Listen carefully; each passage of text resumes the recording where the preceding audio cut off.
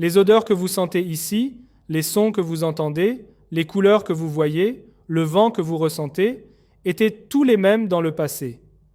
Cette nature magnifique a été une source d'inspiration pour la philosophie, l'art et toutes les légendes mythologiques à travers l'histoire. Nous sommes actuellement dans le parc national côtier de Beida-Lare. C'est l'un des parcs nationaux les plus importants d'Europe. Des espèces menacées et des espèces végétales et animales endémiques y vivent. Par exemple, le caracal, une espèce de chat sauvage, ne vit qu'en Anatolie occidentale en Europe. Les forêts de pins rouges et les zones de broussailles leur offrent un habitat convenable.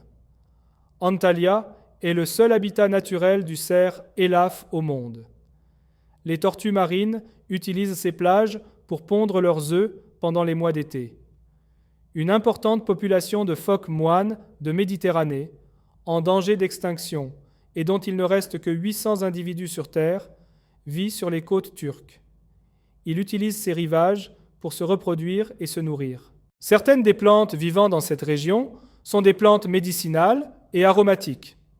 Ces plantes sont utilisées à des fins curatives depuis l'Antiquité. Depuis que des plantes aromatiques ont été trouvées ici dans l'Antiquité, la guérison était également très développée. Lorsque vous allez au musée d'Antalya aujourd'hui, vous pouvez voir la statue Hygieia. Hygieia est la fille d'Asclépios, le dieu de la médecine. Elle est également son assistante. L'origine du mot hygiène, que nous utilisons aujourd'hui, vient de Hygieia. Dans les temps anciens, l'une des régions thérapeutiques les plus importantes au monde était le sud-ouest de l'Anatolie. Vous connaissez Hippocrate. C'est un nom très important dans l'histoire de la médecine. Hippocrate est né sur l'île de Kos, à 5 km de la péninsule anatolienne. La guérison était très développée dans cette région à l'époque de la naissance d'Hippocrate. Hippocrate y a appris la guérison. Il l'a développée dans une perspective scientifique différente. Il devient ainsi le fondateur de la médecine moderne. Les cocktails que vous buvez aujourd'hui sont servis à partir d'anciennes plantes aromatiques qui ont inspiré Hippocrate. Ces boissons ont été préparées spécialement pour cette soirée par notre équipe du bar. Nous les remercions pour ces cocktails spéciaux. Si vous le souhaitez, levons un verre à tous les guérisseurs. Les gens ont toujours vécu près de l'eau tout au long de l'histoire. Ainsi, ils pouvaient à la fois boire de l'eau et y chasser les animaux. Plus tard, les gens ont commencé à cultiver en utilisant l'eau. Ils utilisaient également des roseaux provenant du bord de l'eau. Ces instruments ont inspiré les gens sur de nombreuses questions. En utilisant ces roseaux, vous pouvez fabriquer deux choses, soit une lance pour la chasse et le combat, soit un instrument de musique. L'histoire du premier concours musical au monde a commencé avec la découverte de cet instrument de musique. Athéna était une bonne musicienne. Un jour, il fabriqua une flûte avec des roseaux. Athéna aimait sa flûte et voulait la montrer aux autres dieux.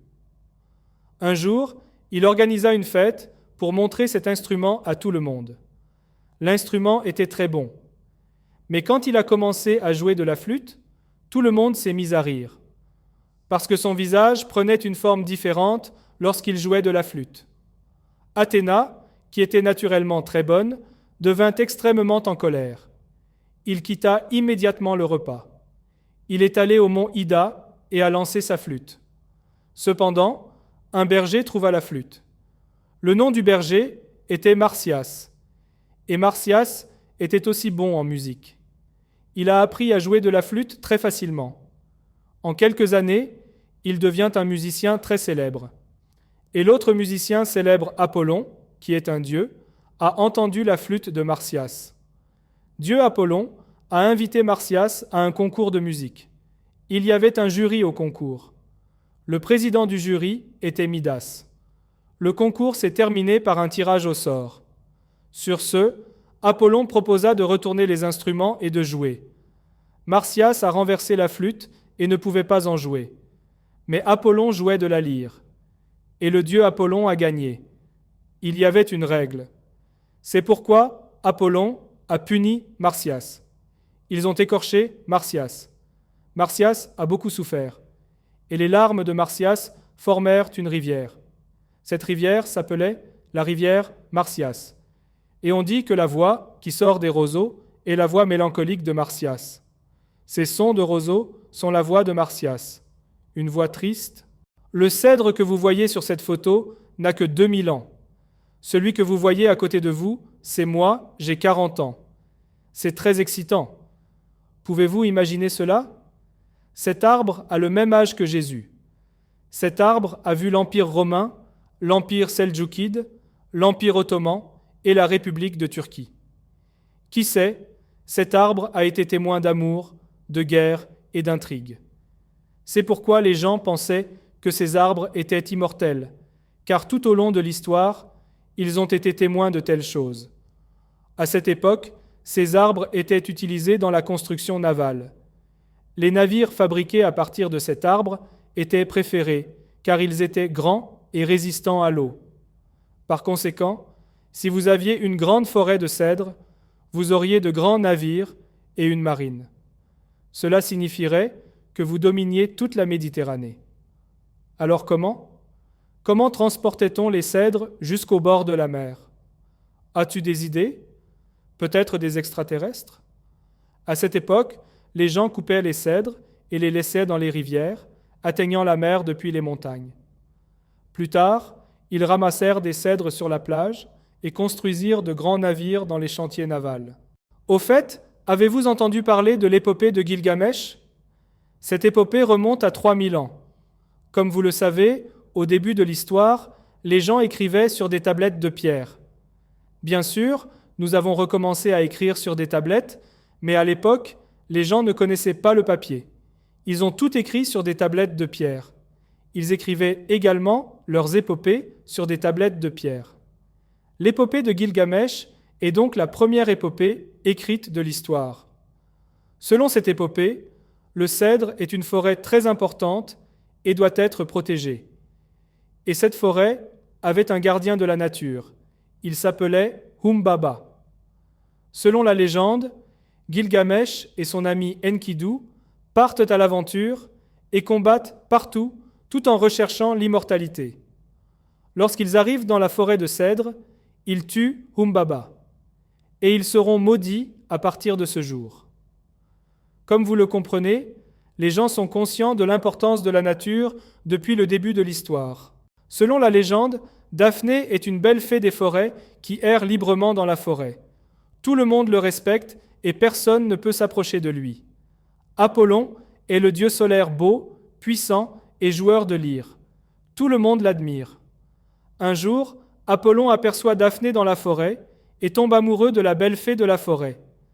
Daphné ne rend pas l'appareil à l'amour d'Apollon. Daphné commence à fuir Apollon et demande l'aide des dieux. Les dieux aident Daphné. Quand Apollon embrasse Daphné, elle se transforme en laurier. Les dieux transforment Daphné en laurier. Et peu à peu, il se transforme en laurier. Apollon ne trouve qu'un seul arbre dans ses bras.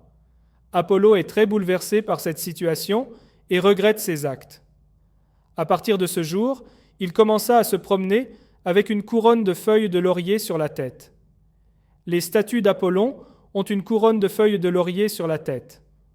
Aujourd'hui, la mosaïque représentant l'amour d'Apollon et de Daphné se trouve au musée archéologique d'Antakya en Turquie.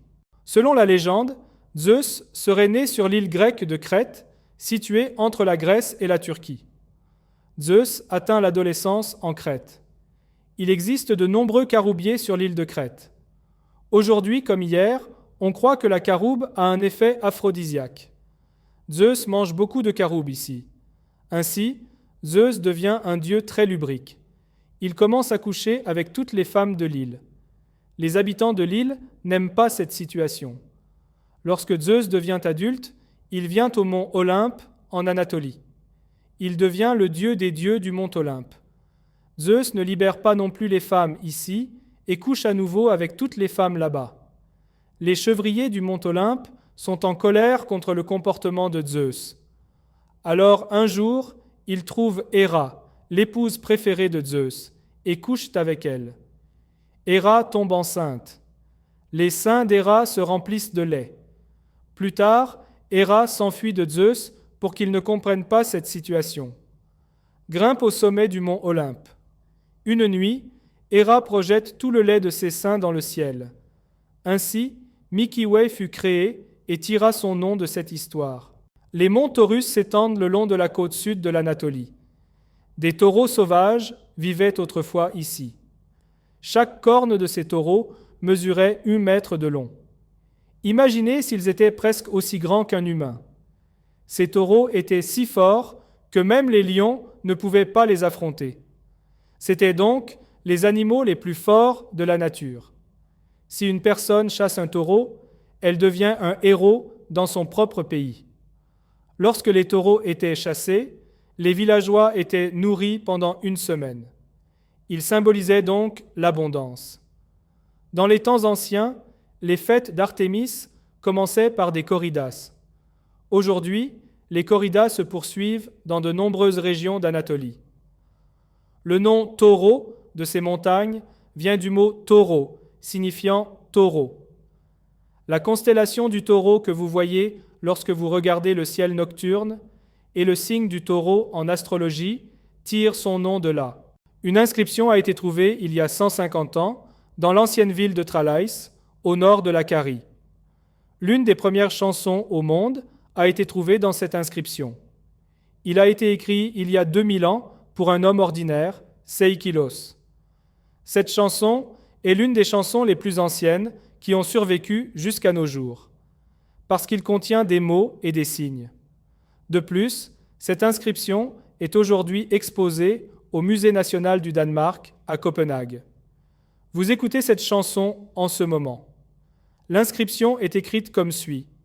Inscription sur la tombe de Seikilos. L'épitaphe de Seikilos. Pendant que tu vis, brille. Ne souffre de rien du tout. La vie n'existe que pour un court instant et le temps exige son tribut. Merci de m'avoir écouté et d'avoir partagé cette belle soirée. Hussein Salah Rinseh.